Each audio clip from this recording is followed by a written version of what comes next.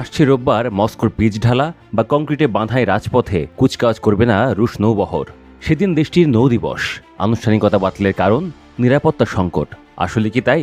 পরাশক্তিগুলো তো কত রকম নাটক সাজায়।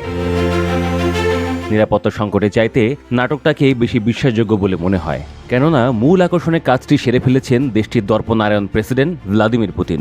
চতুর্থ প্রজন্মের সর্বাধুনিক প্রযুক্তির পারমাণবিক ওয়ারহেড সংবলিত ব্যালিস্টিক ক্ষেপণাস্ত্র ছুড়তে পারে এমন সাবমেরিনের ফ্ল্যাগশিপে তিনি উপস্থিত ছিলেন। সাবমেরিনটির নাম কেনিয়াস পোজারস্কি। রুশ উত্তরাঞ্চলীয় নৌবহরে এই ডুবোজাহাজ যুক্ত হয়। ফ্ল্যাগশিপের আনুষ্ঠানিকতা হয়েছে শ্বেতসাগর তীরবর্তী শহর সেভেরোদভিনস্কের জাহাজ তৈরির স্থান সেভমাসে। সেভমাস রাশিয়ার পরমাণু সাবমেরিন তৈরির একমাত্র স্থান। পুতিন সেখানে বলেন, আমাদের লক্ষ্য পরমাণু অস্ত্র বিবেচনায় কৌশলগত ক্ষেপণাস্ত্র সাবমেরিনে বিশ্ব সেরা হওয়া। এতে করে রাশিয়া বিশ্বশক্তির ভারসাম্যে টিকে থাকতে পারবে বলে আমরা বিশ্বাস করি। সাবেক গুপ্তচর পুতিন আরও বলেন যে রাশিয়া নৌ পরমাণু ইউনিট নিকট ভবিষ্যতে আরও 4টি বোরেই এ সাবমেরিনে সমৃদ্ধ হবে, এর মধ্যে 2টি নির্মাণাধীন। ক্রেমলিনের মুখপাত্র দিমিত্রি পেসকভ জানিয়েছেন, কেনিয়াস পোজারস্কি ফ্ল্যাগশিপ গত বছরই হবার কথা ছিল, কিন্তু কেনিয়াস পোজারস্কির ক্ষেপণাস্ত্র ছোড়ার সক্ষমতা অর্জন করাতে দেরি হয়ে গেল। পেসকভ এও জানান, রুশ নৌবাহিনীর অগ্রগতি নিয়ে শিগগিরই প্রেসিডেন্ট পুতিন সাংবাদিকদের ব্রিফিং করবেন।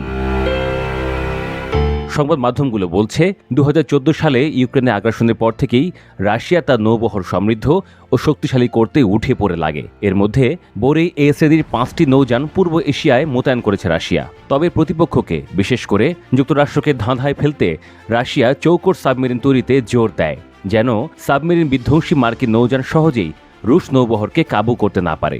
এমনটাই মনে করছেন বিশ্লেষকরা। প্রাথমিক পরিকল্পনা হিসেবে মস্কো দেখাচ্ছে যে ব্যারেন্টস সাগর পাড়ি দিয়ে ব্যালিস্টিক ক্ষেপণাস্ত্রগুলোকে 24 ঘন্টার সময়ের পরিসীমায় উত্তরাঞ্চলীয় নৌবহরে পৌঁছে দেওয়া হবে। এরপরে নাকি শুরু হবে আসল খেলা, অর্থাৎ পরমাণু অস্ত্র দিয়ে নিবারণ কৌশলে রাশিয়া নাকি এগিয়ে যাবে। যদিও বিশ্লেষকদের মত, খেলা এরই মধ্যে শুরু করে দিয়েছে মস্কো। রাশিয়ার উত্তরাঞ্চলীয় নৌবহরের কাছে এমনিতেই 7টি সাবমেরিন রয়েছে। এর মধ্যে সোভিয়েত আমলে বানানো তৃতীয় প্রজন্মের ডেল্টা ফোর শ্রেণীর 5টি আর 2টি চতুর্থ প্রজন্মের নতুন সাবমেরিন বোরেই এবং বোরেই এ শ্রেণীর। গবেষকরা মনে করেন, কেনিয়াস পোজারস্কির ফ্ল্যাগশিপ আর পুতিনের কথাবার্তার ধরন সব মিলে এটা পশ্চিমাদের মনে ভীতির সঞ্চার করবে এবং তাদের অনেক বেশি দুশ্চিন্তায় ফেলবে।